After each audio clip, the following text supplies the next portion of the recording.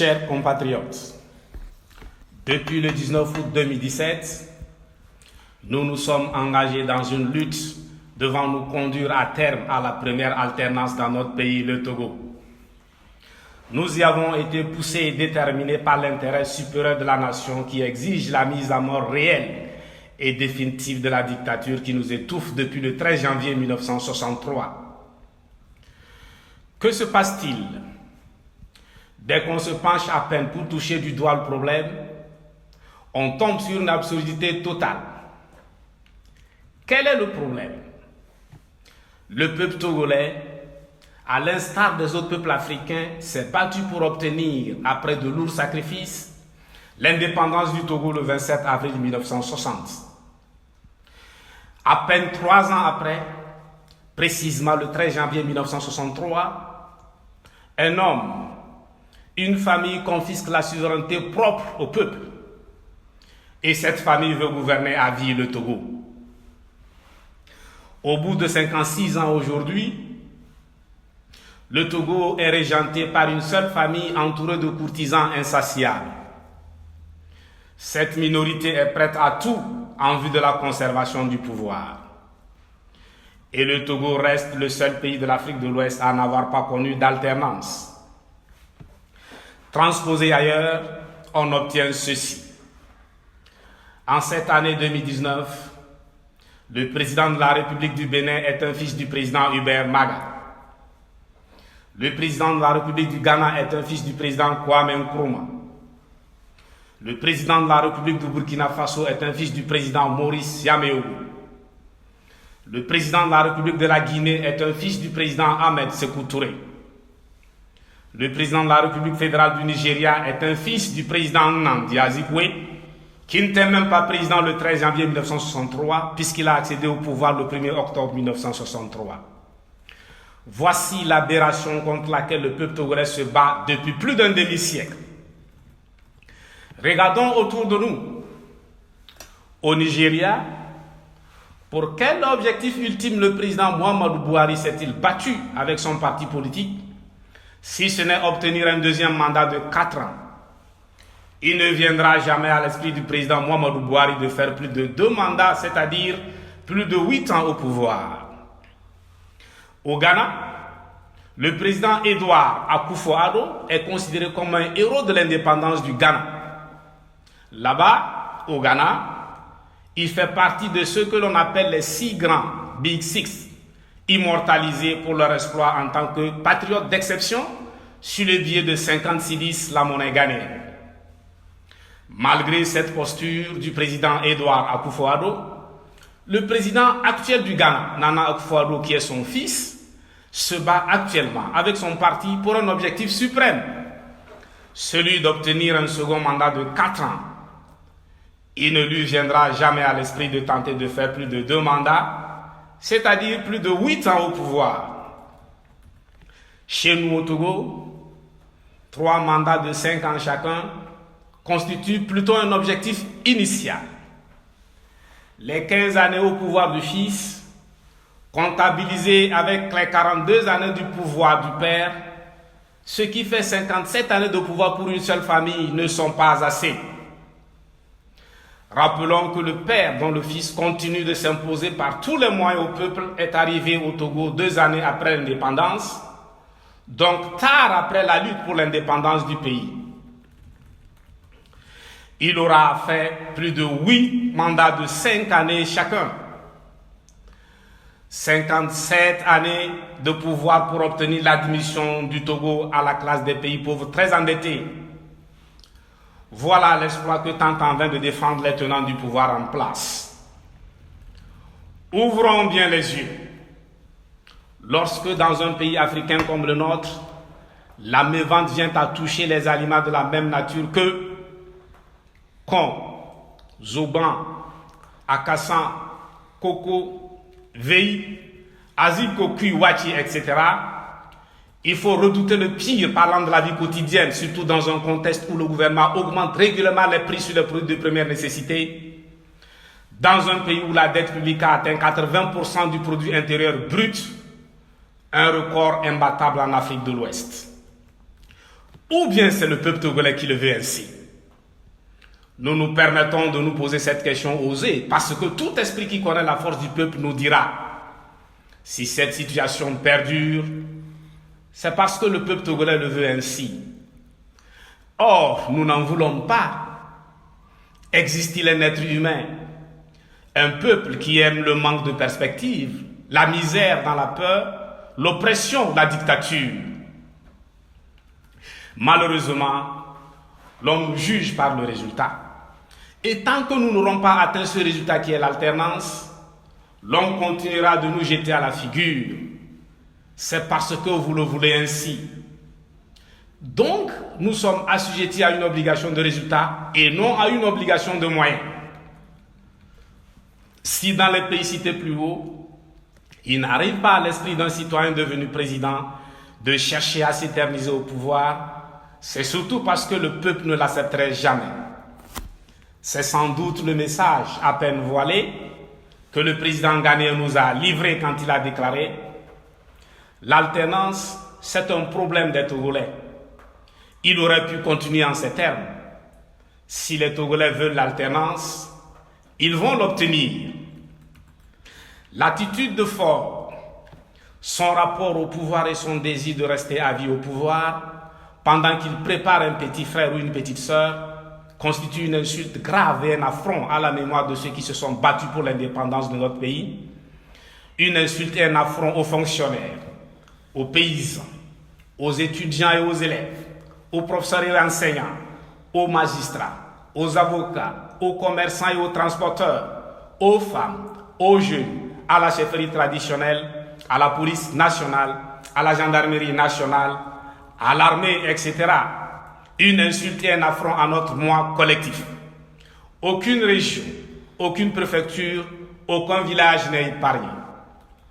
Tenez, ceux qui se battent aujourd'hui sur le territoire national et partout dans la diaspora contre la dictature ne sont nullement porteurs d'un nom déterminé, d'un président de la République préfabriqué qui sera installé automatiquement à la fin du règne de la dictature. Non. Le peuple en lutte ne se bat pas pour des lois favorables à l'opposition et défavorables au RPT unir ou l'inverse.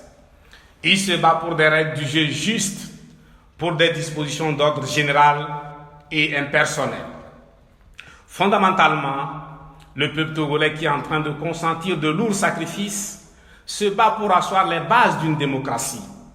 C'est pourquoi il exige une constitution digne d'une démocratie véritable, ressentie au niveau de chaque citoyen, des institutions légitimes, crédibles et fortes dont le credo est justice, vérité, des dispositions électorales justes et fiables. C'est justement à cela que répond l'exigence du retour à la Constitution de 1992 et l'effectivité du droit de vote de la diaspora. C'est aussi la substance de la feuille de route de la CEDEAO que le pouvoir a préféré écarter. Quelle est cette légalité et cette légitimité occulte qui donnerait le droit à une seule famille de gouverner éternellement le Togo avec un résultat aussi désastreux dans un contexte liberticide? Ne nous trompons pas. Au Togo, nous vivons encore les moments d'une émergence à peine balbutiante des libertés individuelles et collectives. Regardez comment et à quelle échelle les libertés sont bafouées, et ceci dans une impunité totale, une indifférence révoltante. Permettez-moi de rendre un hommage mérité au peuple togolais, resté debout sur les territoires nationaux et dans la diaspora, face à un pouvoir qui n'hésite pas à abattre des manifestants pacifiques et même des non-manifestants sur les lieux de travail ou à domicile. Nous nous inclinons devant la mémoire des compatriotes fauchés parmi nous au cours de cette lutte. Nous demandons humblement aux blessés, aux handicapés à vie, aux détenus de l'arbitraire et à tous les détenus politiques de recevoir notre soutien toujours renouvelé. Notre profonde gratitude à tous ceux qui, dans les églises, les mosquées, les couvents et dans leurs maisons, prient nuit et jour pour chasser l'éclipse totale. Oublier la diaspora africaine et les amis de l'Afrique qui ont toujours soutenu la diaspora togolaise serait de l'ingratitude notoire. Nous ne nous déroberons pas du devoir qui nous incombe en tant que citoyens africains d'exprimer notre profonde compassion au peuple africain du Mali pour les derniers événements survenus sur cette terre d'Afrique au cours de l'Empire du Mali, Notre admiration va à l'égard du peuple algérien qui est en passe de pouvoir tourner la page d'une gouvernance dépassée en Afrique, et ceci de façon pacifique. En tant qu'Africains, nous sommes fiers de leur exploit. Ils ont apporté, une fois de plus, la preuve que, dans un État, personne ne peut retenir la main de tout un peuple décidé à tourner la page. Dans un tel bras de fer, la main du peuple est la main de Dieu. Et si l'armée algérienne a cédé, posture à saluer, ce n'est pas faute de moyens de répression. Elle a tout simplement compris que pour le bonheur du peuple algérien, ça ne pouvait plus continuer. Au Togo, la stratégie est devenue classique. À chaque fois que, face à une contestation sérieuse, le pouvoir se retrouve dos au mur et qu'il est sur le point de tomber, il brandit le dialogue et ou les élections.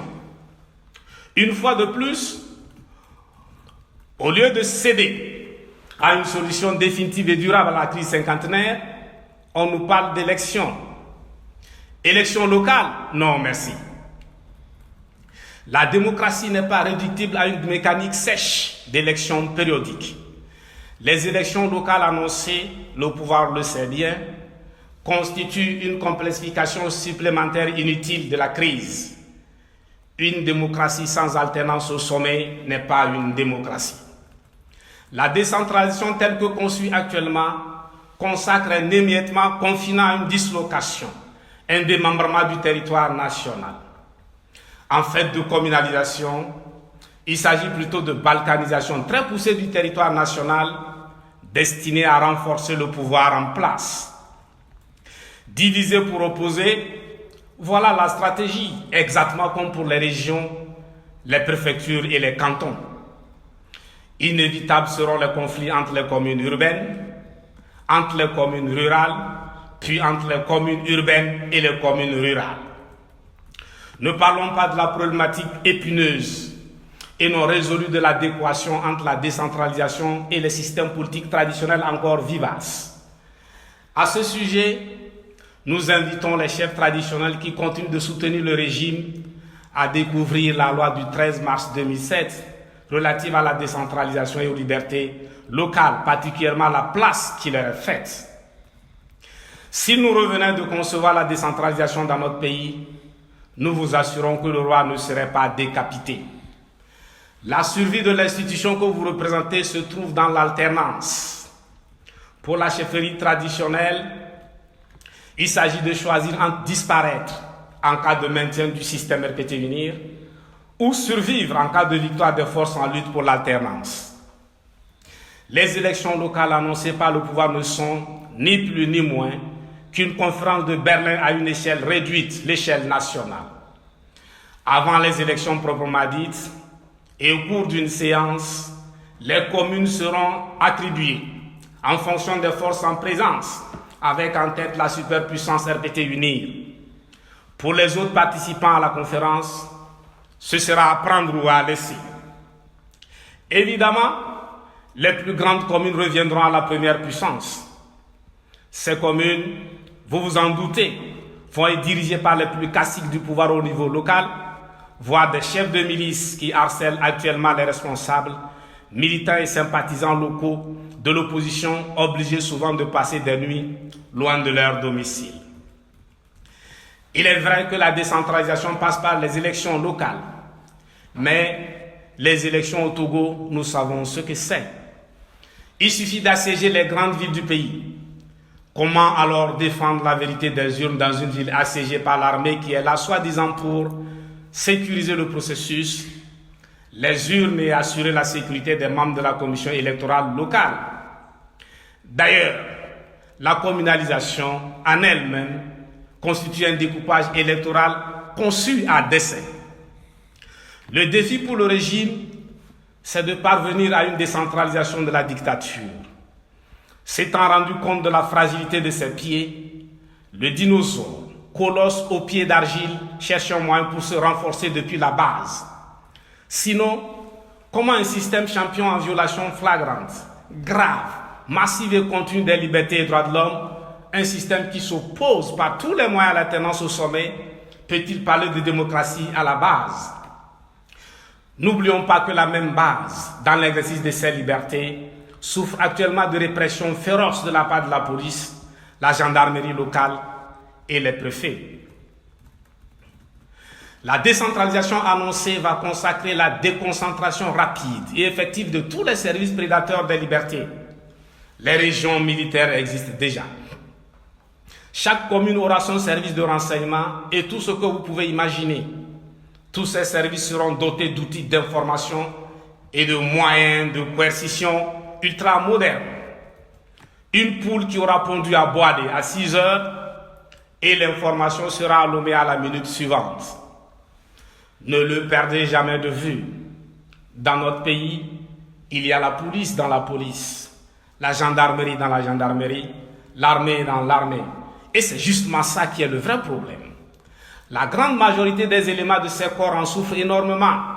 Sinon, il y a très longtemps que le piquet a compris le message à lui adressé par le mouton depuis l'autre bout de la corde qui les lie.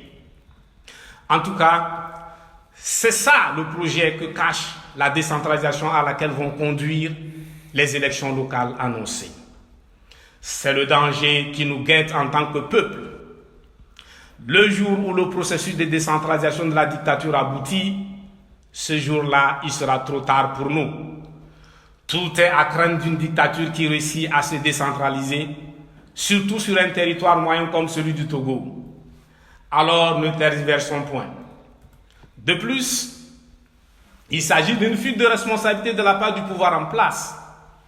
Ceux qui, depuis 1963, ont détourné notre pays de la trajectoire de son développement pourront soutenir sans honte. Voilà, vous êtes dirigé aujourd'hui par vous-même, par vos propres sœurs et frères.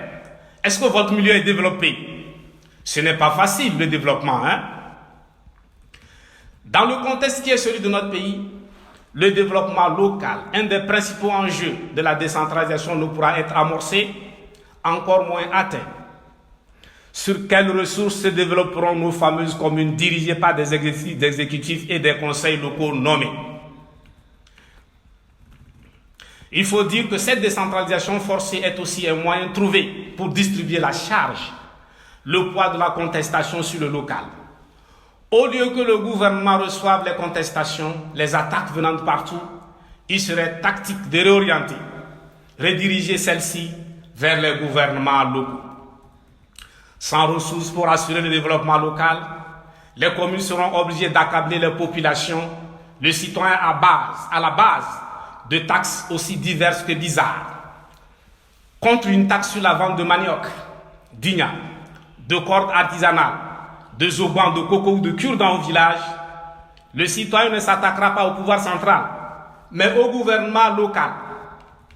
Au moment où nous vous parlons, combien de communes du pays, ayant réussi à se doter d'un plan de développement communal PDC, ont pu le mettre en œuvre?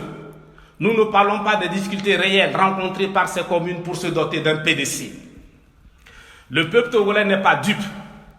De même que l'aide budgétaire n'a pas sauvé l'État en Afrique, le jumelage ne sauvera pas la commune togolaise qui va, d'ailleurs, hériter des tares de la gouvernance au sommet, caractérisée par la corruption et le pillage systématique des ressources publiques.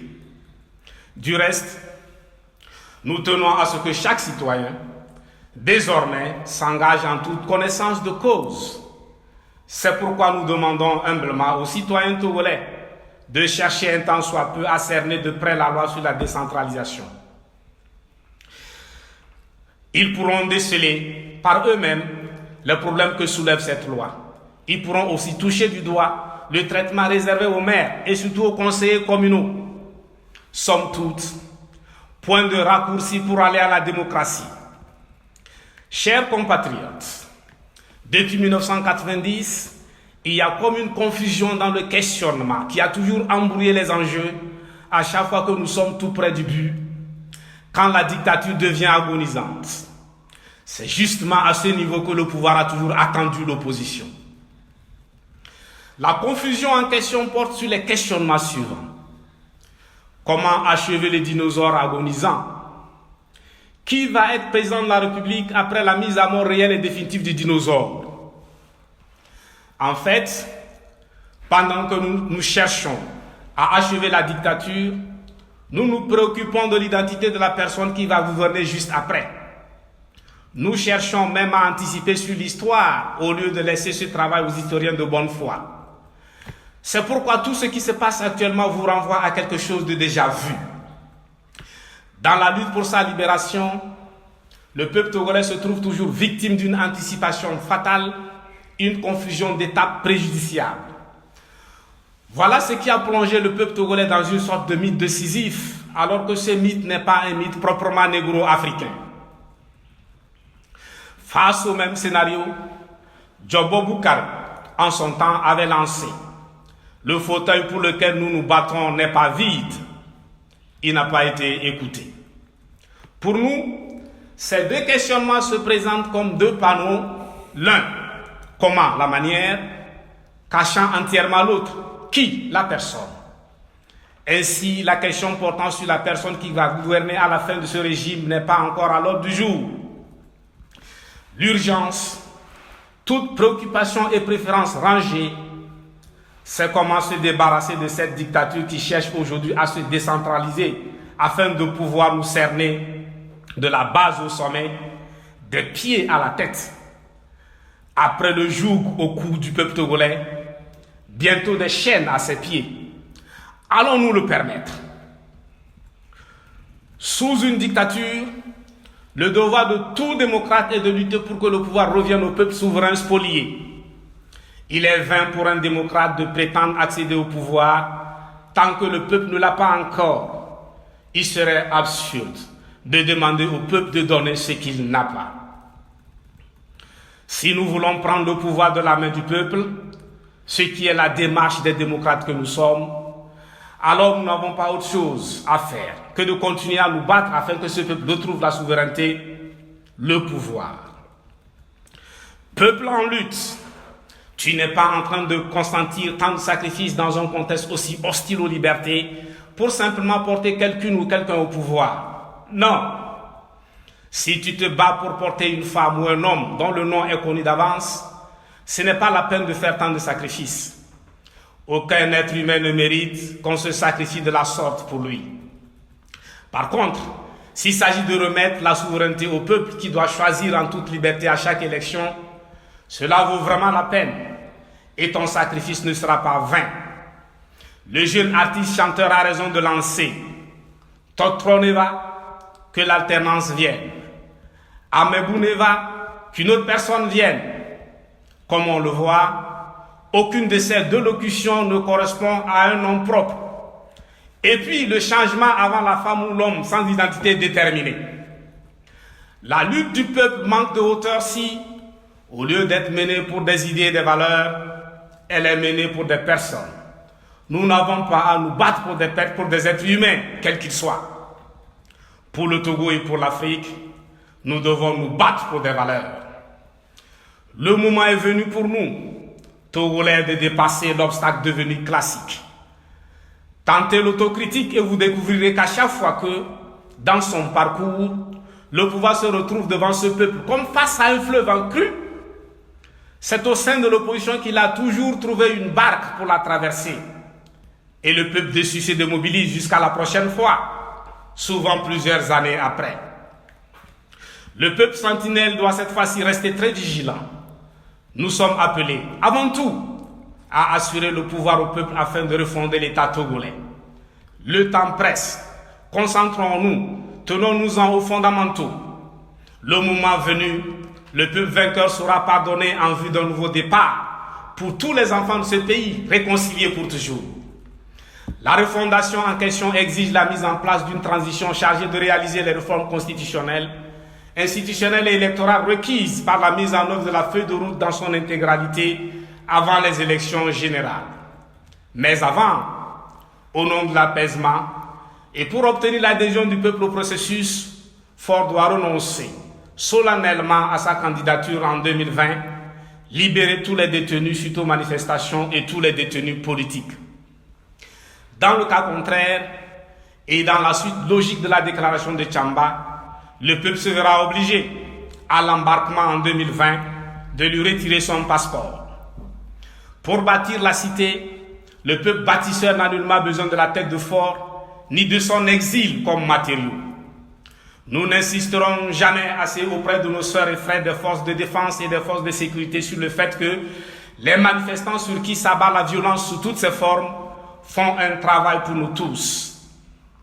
Pourquoi des citoyens qui se battent pacifiquement contre une dictature qui nous opprime tous et pour notre bonheur à nous tous doivent-ils continuer d'être emprisonnés, de mourir de coups de bâton, de balles en caoutchouc et de balles réelles? Le peuple en lutte attend de vous la neutralité, le professionnalisme qui caractérise toute armée républicaine. Dans cette attente, il ne désespère point. Il ne désespère point car nous sommes tous Togolais et nous devons rester sœurs et frères. Force de défense, le président qui vous désignera avec la tenance par l'armée togolaise vous respectera mieux que le président qui vous désigne en cas de statu quo par l'armée de mon père. Quelle que soit l'arme d'un manifestant, celui-ci reste un homme non formé, non armé pour faire face à un homme en uniforme, formé et armé. Le manifestant, femme ou homme, n'a pour arme que sa arme, expression de sa soif d'alternance, sa volonté de voir les choses changer.